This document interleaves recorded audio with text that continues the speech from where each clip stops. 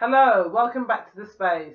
My name is Rosalind Reed and I'm your host, and I'm here with, again, Trevor Francois. welcome back, Trevor. Well, perfect. Hello. So, it's time to wake up. If you haven't woken up already, this is an opportunity to you awake on another level. So, many of you know about this topic, but we thought we'd go a little bit deeper than we have done before.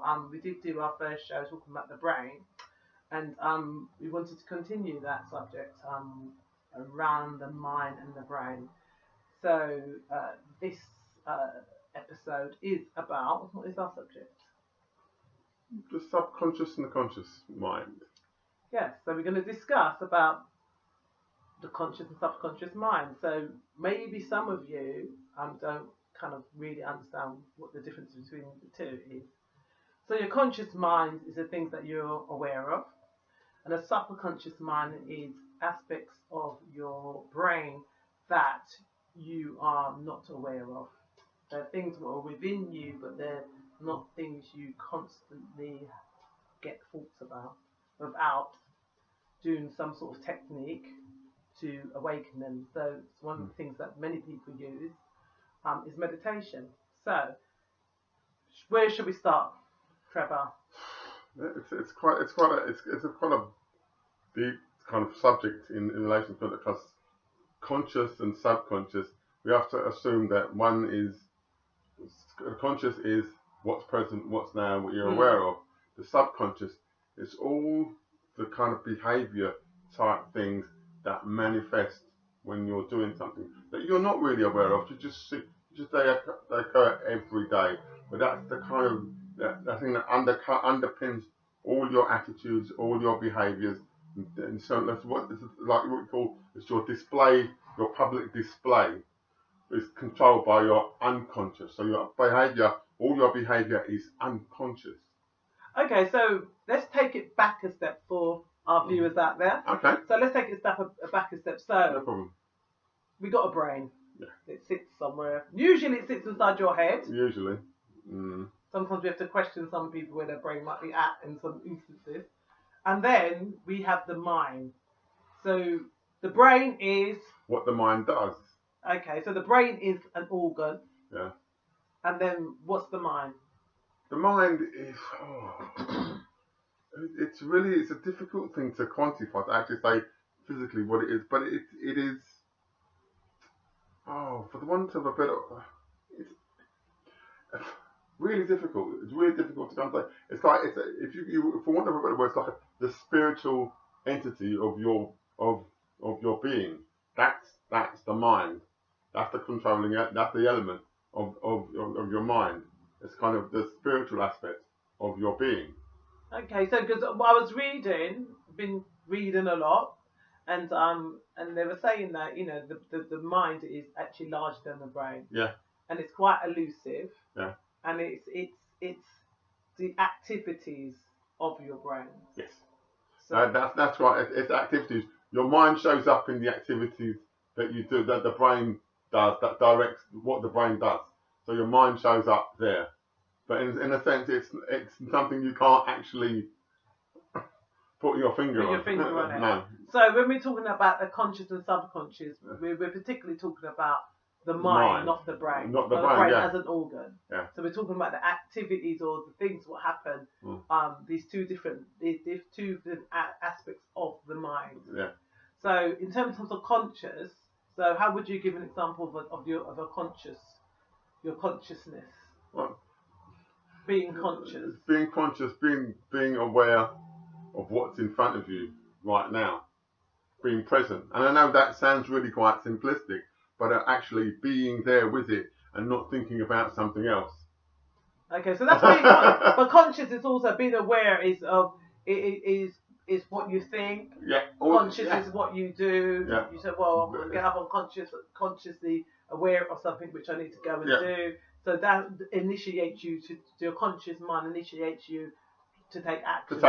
Yes, that's right. Yeah, and it's the thing that you use. You use that the most to get about doing your everyday things that you're doing. That's the thing that kind of motivates you. But And do you want me to elaborate or? Well, I think I did because we do want to focus on the subconscious. Yeah. So the subconscious, what is the issues or the concerns people may be not aware of about the subconscious? What is it? How does it impact on a person's life? Well, here's the thing. Your subconscious, like as I mentioned before, underpins all your behaviours. All of the things that have been hardwired from birth, right the way through to the present time.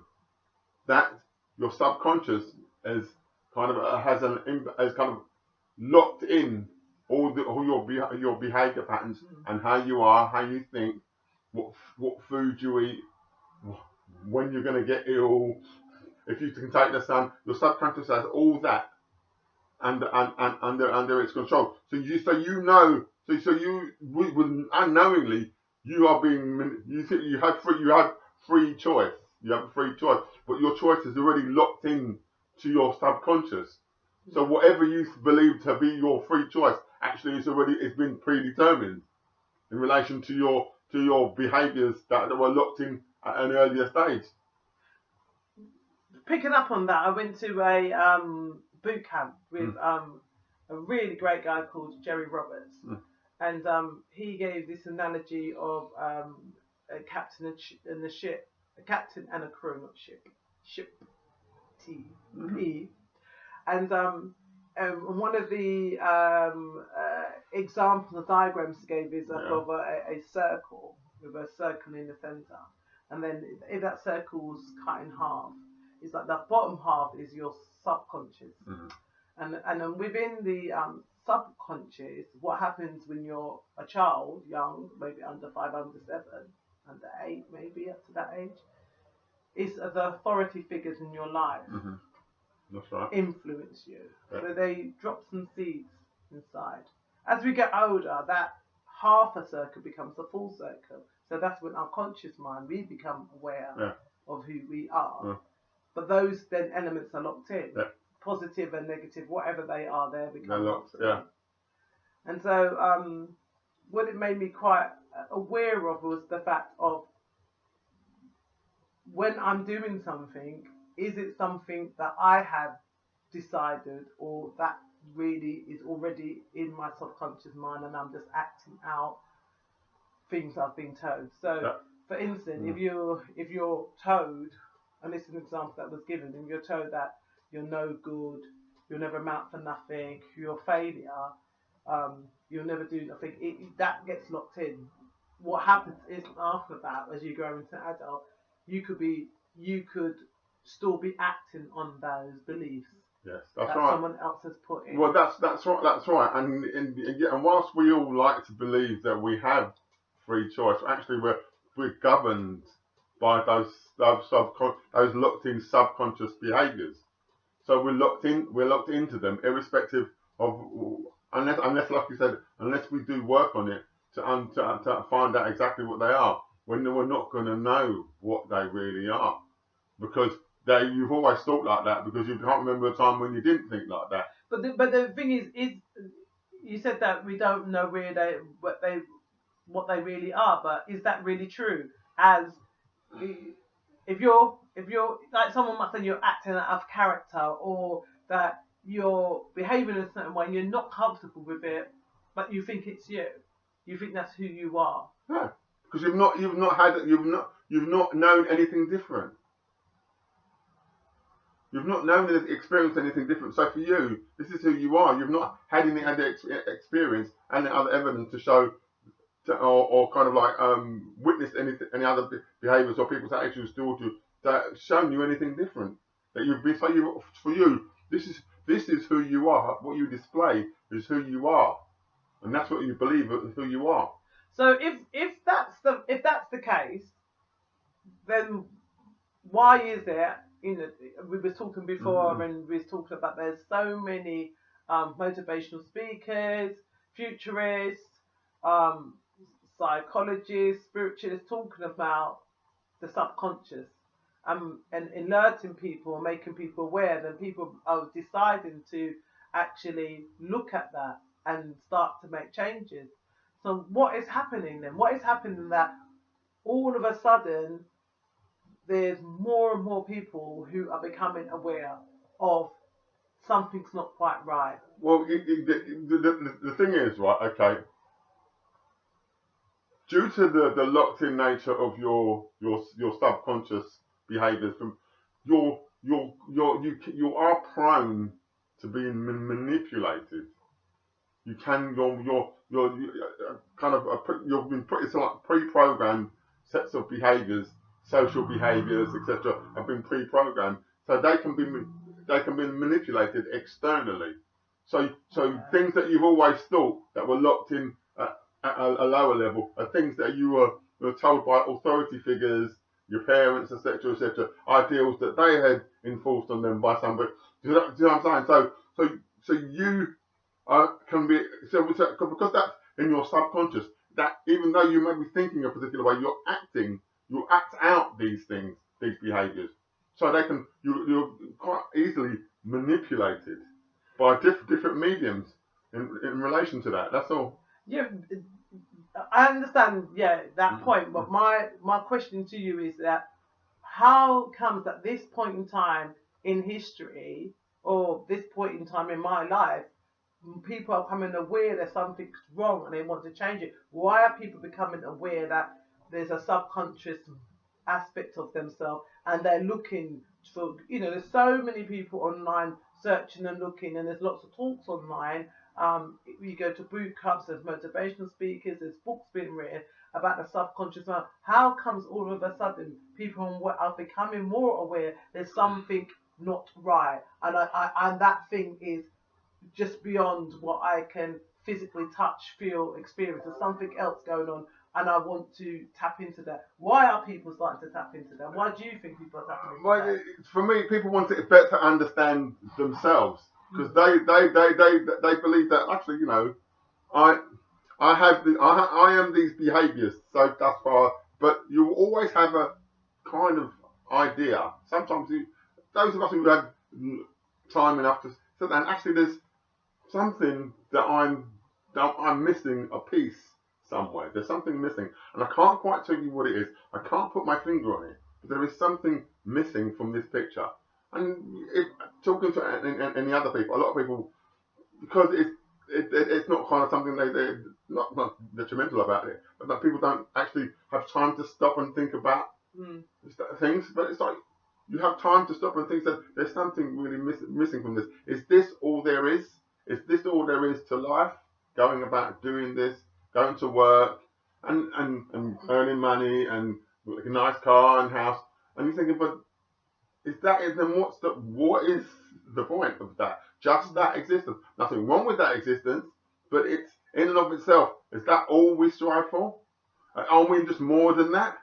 So do you feel that, from what I've experienced in my life, I haven't really said to the viewers that I'm a serial people watcher. That's my hobby, and I like to watch the behaviours of people and how people interact, and then those people who are struggling, I like to help them develop their true self in whatever ways, usually through coaching. So what I've kind of gathered through my many years of doing this is that some of the people that I've come across, the reason they've got to this point is either some sort of spiritual awakening, or they've become aware of there's something else going on there, or the other thing is that they're just not happy. And that's the thing. And that's the thing. That's almost like a shift, because that's the thing about not being happy. They were told that having all these things would make them happy, and they're still not happy. So why am I still not happy if I have all these things and I'm still not happy? What is that? I've been told so many from day one to now that if I do all these things, right, I will become happy. And so it's kind of externalizing your happiness, the search for external happiness. And you'll never. And whereas what the subconscious is showing you that actually you are responsible for your happiness, and there's no external anything to make you happy. So what needs to happen It's your behaviours you need to change to be happy in here. That's what needs to be happy. The things, the car, the house, they are external manifestations of what? It's kind of they're ephemeral. They're not real in a sense. The things that are real, the only things that are real about it is that your experience of them. That's it. Yeah. But the things in of themselves, what do they actually mean? We give them the value. We give them the value. In and of themselves, they are nothing without the value that we give to them. So we can just as easily say, actually, it's not really that important. It's not really that important. Yeah, it's nice to have a roof over your head. It's nice to put food in your belly. But apart from that, and how many houses can you buy? How many cars can you have? So, you know what I'm saying? So you kind of get to a point you have all this and then you're still not happy. You're thinking, well, why am I not happy? There's got to be more to it than just having these things, because it seems pointless. It just seems really pointless, and so people are looking to search out things like meditation and stuff like that to find out what it is, because there's got to be something to it. It's the meditation element to actually say, okay, I'm willing to open my mind to find something to find the happiness. So to find something, because this is not working for me anymore. So otherwise, we say that, going into the subconscious mind, which we'll go into a bit more detail about the kind of things you can do to tap in or to become more aware of what's in your subconscious and how it plays out and how it can play out. But I think also I want the viewers to kind of really get a grasp with that. Yes, for some people it's they're unhappy and they have all the material, and so for them they're tapping into the subconscious is to bring out another level of a different type of experience for them to work out what is it that has caused them to feel this sense of unhappiness. But for others, it is about gaining things. It's about having goals and achieving them. Having the car, having the house, having the partner. But I think either way, it's the same thing. It's like something in your life is blocking you from achieving that. Whether it's happiness, whether it's material, whether it's health, whether it's a spiritual connection. That's right. Whether it's emotions. You haven't been emotionally detached. Something has caused that. And as much as you might sit down and want to think, that's not going to be enough to go deeper into what it is, to find that deeply in your life, what it is, what is stopping you from being able to achieve these goals, whatever these goals are. Yeah, and I think goals in and of themselves are necessary. It's not necessary in terms of aspirational elements that drive you. Goals are necessary. The goal itself is not necessary. The goals, that's something to aim at, something to give your life purpose to your life. They are necessary in terms of developing your character and bringing out the greater qualities that everybody inherent in everyone. And that's only possible if you have goals that you strive to achieve.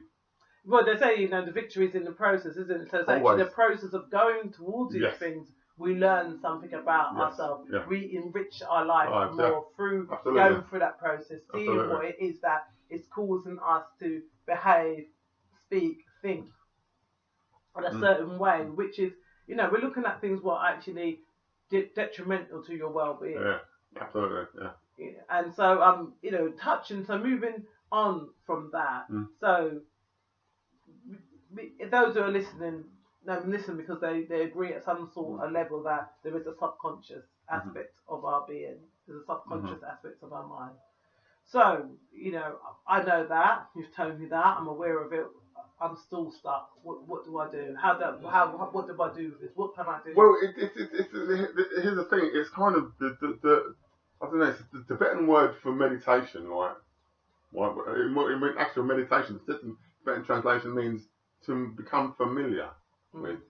Right, and you may say, well, what does that actually mean? Well, to become familiar with your subconscious behaviours, because they are very subtle.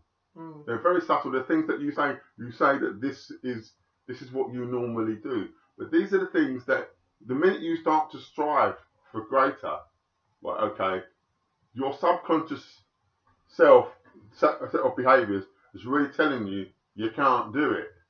It's already programmed today that you can't do it. So your behaviour that you've always displayed, right, will take you in completely the opposite direction and cause you to fail in your striving aspiration or whatever aspiration that you have, because you have to overcome that element, your subconscious kind of program, in order to get to it. But it's only when you have a goal to strive to, you start to get to understand. And also observing the behaviours. You have to observe them because you don't notice because they're so subtle. And you have to do it over a period of time to notice it. And also, not stopping you in your tracks, but it's just, I think, just so that those who are listening understand is that the behaviours, the important thing to understand is that those behaviours are hindrance. Yes. They hinder you from doing from being or achieving or doing what you really want to do. Yeah. So we're talking about behaviours that don't give you the result you want. No. But you're so used to that result, you just think that's accepted. That's how far my life can go. That's as far as what I'm able to achieve. Yeah. That's my limitation. Yeah.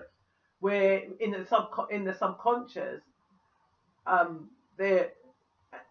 it's limitless. Yeah. It's that in Buddhism, we call it your karma. Yeah. So your karma is neither nor totally negative or positive. It's not neither or. It's just a collection of life or experiences of things that have gone. You've experienced in life, things that you accumulated a lifetime over a lifetime, and so it's the possibilities of what you can achieve in your life. That's right. Is limitless and endless, and it's not conditioned by any one circumstance. You know what I mean? Where you was born, who you are, your nationality, or anything.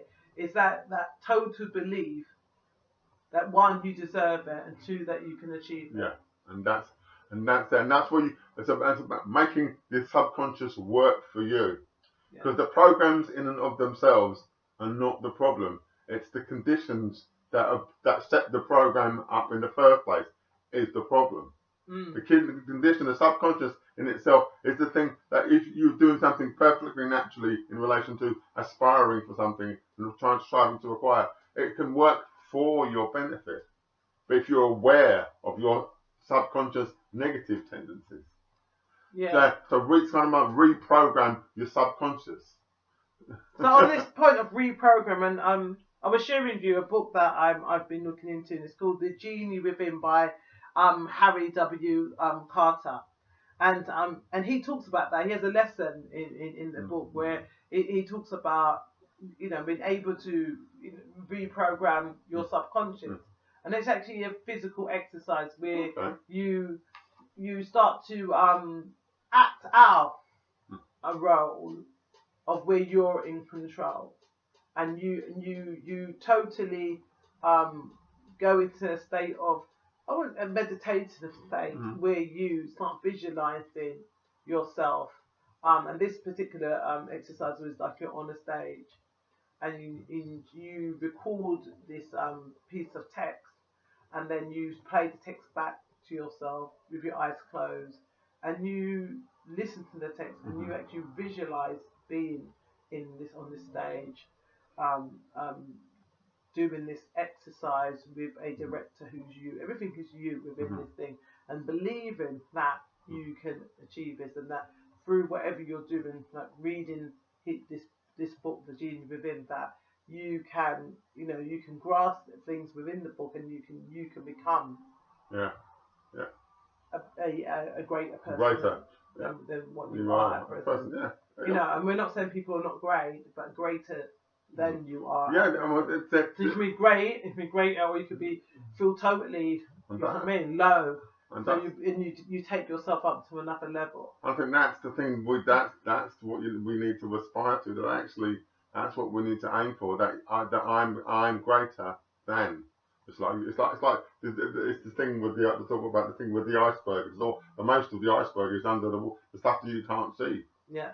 It's a subconscious. Your subconscious is huge. That shows how much potential you as an individual have.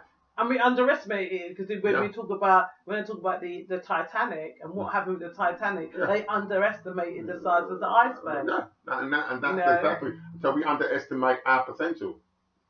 And we completely underestimate that. We automatically buy into the set of programs that has already been there. That you can't do it. So in terms of going back to like practical kind of ways of people being able to start. I mean, there's lots of things out there. Oh, yeah. But I think I think one of the key things that I realised, even if you don't really believe it, act it. So if there's something you want to do, if there's something you want to be, there's some behaviour you want to positive. Let's say on a positive behaviour you want to display, even if you don't consciously believe it, through acting it, you reprogram yourself. Yeah. So if you don't really believe that you can get up in the morning early, go for a walk, if you in your brain you think there's no way that's possible, and I've had the experience because I was not a morning person.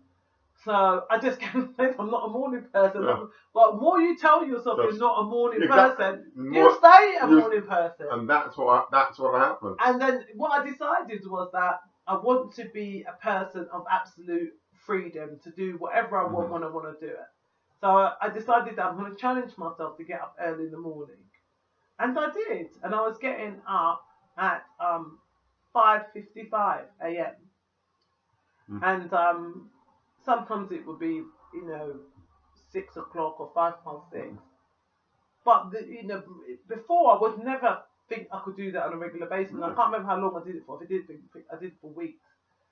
But that was a great challenge for me because it's that thing of I was reprogramming myself so that if I want to at any point in time get up early in the morning on a regular basis, I can do it. And it's only now that I realise I'm reprogramming my subconscious mind, which kept on reconfirmed by my conscious mind that I'm not an early person. I am a late night person. That's why I am.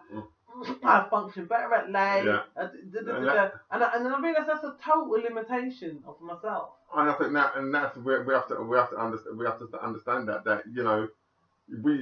it's the actions, it's our actions that change the pathways in our brain, and that's what we know. So we can say it and we can act it, but the change comes in the brain. So it becomes hardwired into you. So it becomes easier for you to call on it because it's now hardwired into your brain now. So it's part of your behaviour. So it's reprogramming your subconscious. So we're here at the space, and we're going to start concluding this now. And what I wanted to just to bring in is that one concept that from Jerry Roberts' boot camp that I went to, a concept that he used to help people to kind of realise how much control we have over our conscious mind. That we're our conscious mind and our subconscious mind. What's the dynamics between the two? So what he was saying, how he described it is the captain and the crew. Okay, that's good. So the captain is the person, he's the head. He's the head. Yeah. And the crew, they do the jobs, don't they? So he described it as the conscious, we decide on how things go. So with all these subconscious things what have been put in, we can direct them. And he's saying, the crew. All we need to remember, the crew can only say yes. It can never say no because the captain's in the command. So where we want to change things, we take command of our crew, and your crew can only say yes. They have to do the command. So where things come unbalanced is when we don't tell the crew what to do. So if life is not going how you want it, if you're not achieving the things you want to do, Sure, yeah. what is the dynamics between you and the captain and the crew? So what is the dynamics between your conscious and your subconscious? Well, Is there a disparity, or are you working together? well, if the subconscious and they are not. They're kind of there's a disconnect. There is a disconnect, right? Okay. Well, it can be a disconnect. It can be a yes, disconnect, yeah. right? In relation to the conscious and the subconscious. You say one thing and be doing something complete, and your subconscious will be nudging you to do something completely different, because that's what's locked into your way of being. So you behave in that way. So you could say all you like up there, but you're acting this way. But if, as you described, if you decide and you act on the decision, you make the actions, right, simultaneously. That's pulling making the conscious and the subconscious work together. That action. So you're pulling to the positive side of the subconscious element to get the subconscious to work for you, to achieve what it is you want to achieve. But I think that's the point, isn't it? Yeah. Is that understanding that the subconscious, it works for you. It works not for you. You work for it. It works for you. Those behaviours, whatever, shouldn't be, not say shouldn't be. Yeah. If there are dictating your life, you need to be looking at that. You need to look at those. It should be the opposite way around. Yeah, because you remember you are the captain of the ship, and I think what happens with that behaviour stuff is that actually the crew start to run the ship. Like a mutiny. Yeah, and it's a mutiny. So effectively, it's hijacked. You're effectively hijacked. So the captain is, and unless the captain makes a decision, then you'll be all at sea, and you'll find your life all at sea all the time. All the time. Yeah. Lost and confused. Absolutely, yeah, absolutely. So on that note, we're gonna call it a day. Thank you. Today. Thank you. I'm sure we're gonna have enough of that. We're gonna go on this topic for ages. Yeah. So thank you for joining us once again. We're at the space, and I wish you all a lovely, happy Christmas, holiday seasons, or whatever you choose to do over this period of time. And I would like you to be wise, be confident, be different, have a joyful lead into 2017, and I'm sure you're going to see both of us again. And Trevor, would you like to say anything? Well, just be happy, stay healthy.